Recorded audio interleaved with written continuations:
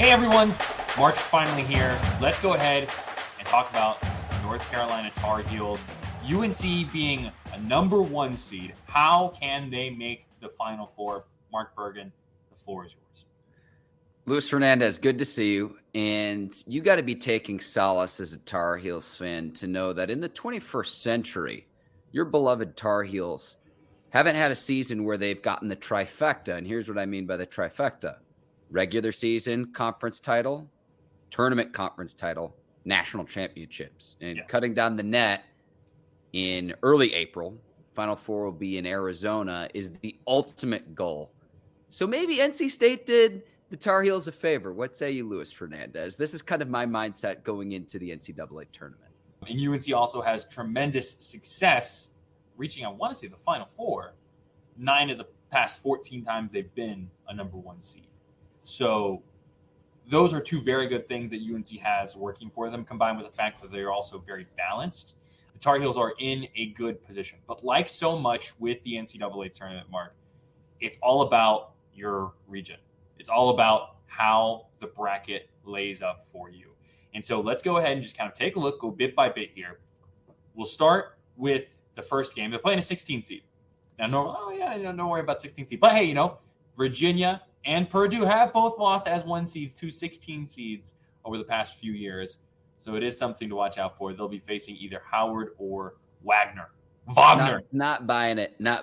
And here's why. Howard wins the MEAC, 2 games above 500. Wagner is 1 game above 500, and they have like 7 healthy players on the entire roster. So I go back to that trifecta, Lewis, 57 and 82 for the Tar Heels when they got the trifectas. Again, the silver lining is mentally you reset after the loss to NC State of how can we get right when we need to. But a 16 seed upsetting the Tar Heels this year, I'm telling you right now, I would bet my mortgage on it. It ain't going to happen, Lewis. It's not going to happen. Let's hope you don't freezing cold take yourself. I don't think it's going to happen either, obviously. I mean, it's 1 seeds they do what they do against 16 seeds. Let's go ahead and move on to what the round of 32 would look like. Now, when you want to talk about 1 seeds and potential pitfalls, that round of 32 is where you really start to see some of the trip ups start to happen with those 8-9 matchups, especially UNC would be facing in the round of 32. MSU. Which MSU, you ask? Mississippi State as an 8 seed or Michigan State as a 9 seed. Both present some interesting problems. You want to talk about Mississippi State first, Mark? Sure. Bulldogs, inside-outside combo. Tolu Smith and Josh Hubbard. Smith gets double-teamed in the post, and then Hubbard can light it up from the outside, more than 100 3-point field goals from the outside. So those are the 2 that you have to stop from the standpoint, at least offensively, with the Mississippi State Bulldogs. Yeah, and as for Michigan State, they are interesting because they're one of these teams that the when you watch and when you look at the numbers, things don't necessarily match up, right? If you watch Triangle and 2, you know that I love numbers. You know that I enjoy analytics. Michigan State is 18th in KenPom. They rank number 18 overall, which is fascinating. Their defense is very good. Mm-hmm. They play a very slow, methodical pace. You do worry about Tom Izzo in March. Those things always seem to go together well, but maybe not winning national championships per se, but making runs with teams you may not expect. So those are like our concerns that you have with Michigan State. The thing is, though, they really ended the season very poorly. I'm just going to run through some of their schedule here. They lose to Purdue in the Big Ten tournament. Okay, no problem. They win their first game against Minnesota. But then you go back to the regular season. They lost 4 of their last 5 games in the season. They play a very slow, methodical pace with a lot of defense. And what that does is it results in a lot of close games. Close games you can win, close games you can lose. I don't know. It's 2 different styles is I think what UNC would be facing in the second round should, assuming they win that first round game. So not exactly the hardest, I'd say, 8-9 matchup they could be facing, but not an easy one either. Tyson Walker, A.J. Hoggard, both senior players, your 2 leading scorers on this Michigan State team. So there's veteran leadership there. Walker also a very good defender, almost 2 steals a game as well. And then Hoggard, it's not just the assist, the team's leading passer. It's a 3-to-1 assist to turnover ratio. So protecting the ball, when you have that senior leadership, Lewis, it's like late in the tournament, we get mesmerized by, oh, this guy could be an NBA prospect, but they have familiarity, not just playing together, but just a lot of game experience at this point in their respective college careers. Now, let's continue this path a little bit, Mark, here. If they were to, say, win against that 8-9 seed, if you just go by chalk, which it's not always the case, they'd be facing the winner of most likely a 4-5 type situation. The 2 highest seeds in their region in that section they could be facing would be a St. Mary's or an Alabama. I know a lot of people are picking Grand Canyon or leaning towards Grand Canyon. Charleston's also a dangerous team. So there's a lot that they can do there. But let's just, for this purpose, focus on what could be the highest matchup they face in that situation. That would be Alabama, who we saw be, incredibly successful last year in the regular season, stumbling eventually to San Diego State in the NCAA tournament.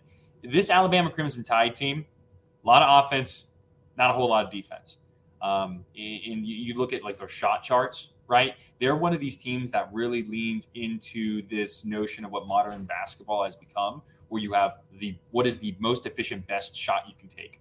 A lot of threes, a lot of just attacking the paint in general. So it's like their shot chart is like all right here or all like around the outside. And it's worked for them. They have a really good offense. Their defense, though, is a little bit suspect. What are your thoughts with Alabama, Mark? Pace and space, almost 91 points per game, highest scoring team in the country, 4th most 3-point attempts. But the opening round matchup against Charleston, College of Charleston, they're the only team that's attempted more threes than Alabama. If you like offense, make sure you go watch that game. BYU's up there too for most attempted threes. But so it's just like you live by the 3, you die by the 3, and that could propel Alabama to, say, get to a Sweet 16 run. Could also cost them in the first round. I don't know what to expect, but in terms of style of play, in playing fast, if it is Alabama, that's the type of style of play you should expect. But again, their first round matchup against the College of Charleston, they play the exact same way. So you fight fire with fire, if you will, Luis Fernandez. I think, Mark, either way, when you look at the possible Sweet 16 matchups, that UNC defense is going to have to continue to be the strength of what the Tar Heels do. Definitely. When they have lost, we've seen that defense not come to play.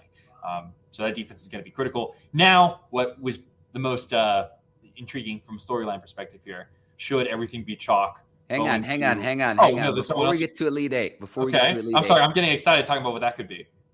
Honestly, we should have led the pod with this matchup with the Elite Eight. But sophomore guard, St. Mary's, Aiden Mahaney. Giles have a 6-1 record when he scores 20 or more points in a game. So he goes as his team goes. St. Mary's is always one of those teams that, like, every year I'm like, oh, I could see them doing something. I don't know if this is recent memory or just in general, but I don't think St. Mary's has really been able to string together multiple wins in the NCAA tournament.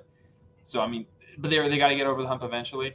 Coming out of the Western Conference, we see Gonzaga, do so well over there. And St. Mary's has been right with them, maybe not competing at like the highest level, but still being a good team.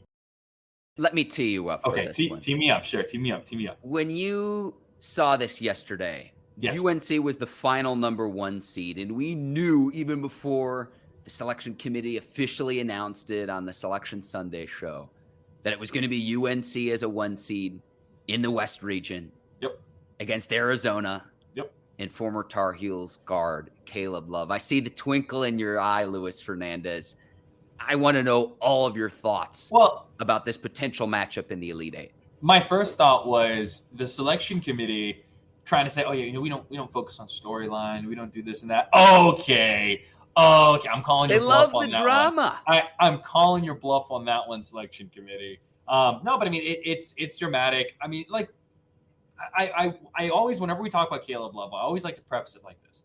Like, Caleb Love, what he accomplished at UNC, I think is incredible, right? They were seconds away from winning a national championship with them, gave him some incredible moments. The the beating Coach K at Cameron Indoor in his final game there, and then of course the Final Four, the shot that essentially gave them that win in the Final Four. Like amazing moments, and I think both UNC and Caleb Love are better off for separating the way they did. Right, Caleb Love was Pac-12 Player of the Year. And UNC being a number 1 seed, you've seen RJ Davis become ACC Player of the Year. Sometimes just like styles don't work together, and that's okay. That's totally fine. That being said, this would be television. This would be cinema. It would be so much fun to see UNC and Arizona meet in the Elite Eight. I don't know if it's necessarily going to happen, but if it does end up happening, it would be a lot of fun. We saw Arizona beat Duke and Cameron already this year, so we know that they compete well against like some of the teams that UNC has faced. Which Tar Heels player would guard Love defensively, Lewis? Gosh, I mean, it probably would be. I mean, I guess it kind of depends, right? You probably have some kind of combination of. I mean, you wouldn't really want RJ on him. And whenever Seth Trimble's in the game, I assume Seth would kind of be guarding him. Probably like kind of a team approach as to how you guard him. I don't think there's going to be. You're thinking of like some like dramatic like one-on-one type situations, aren't you?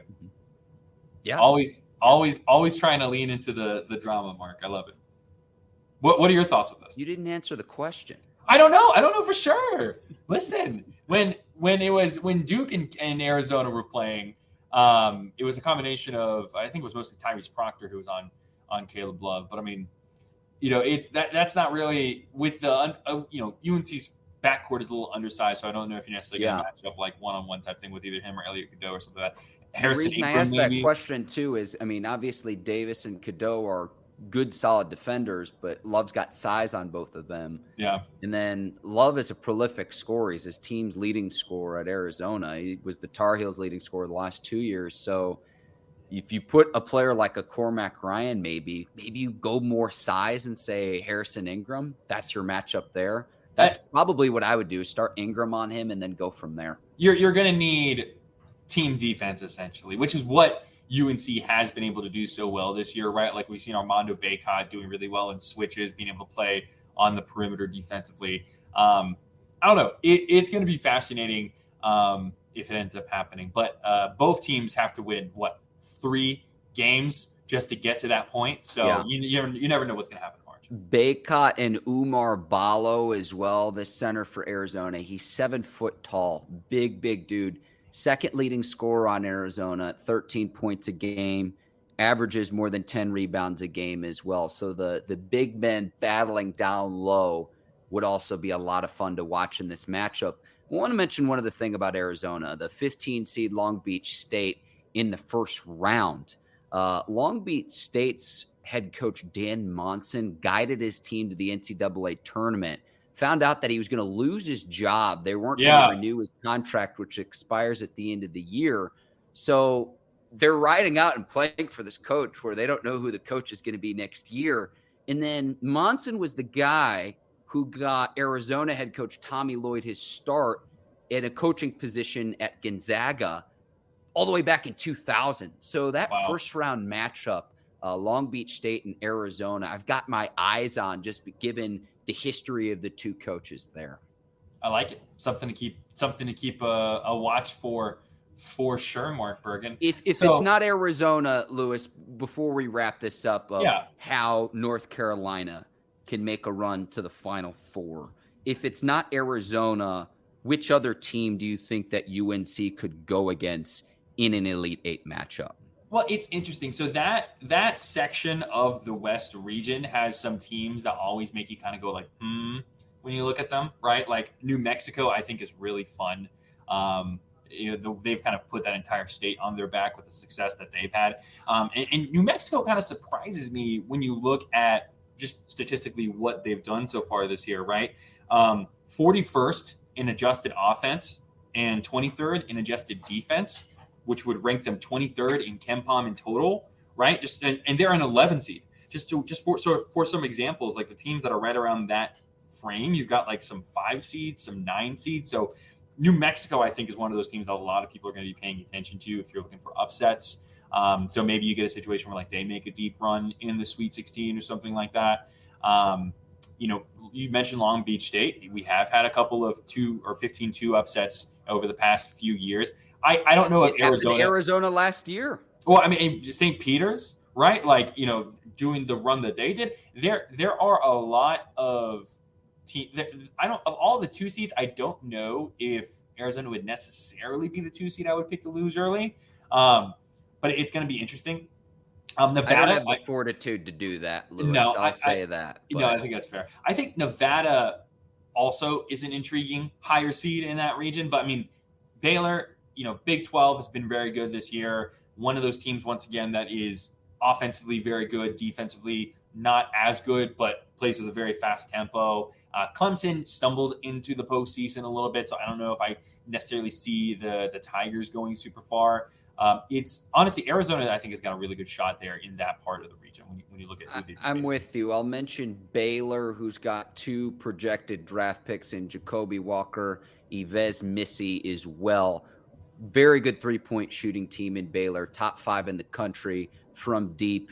And then also Dayton as well, a 6'10" forward named Deron Holmes II.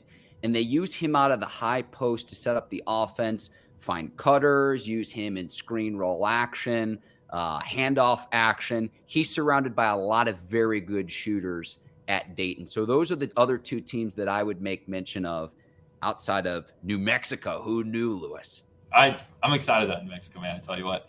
All right, and if UNC takes care of all of that, conquers Caleb Love and the Arizona Wildcats, they would be in the Final Four. And from there, who knows what would happen, Mark Bergen.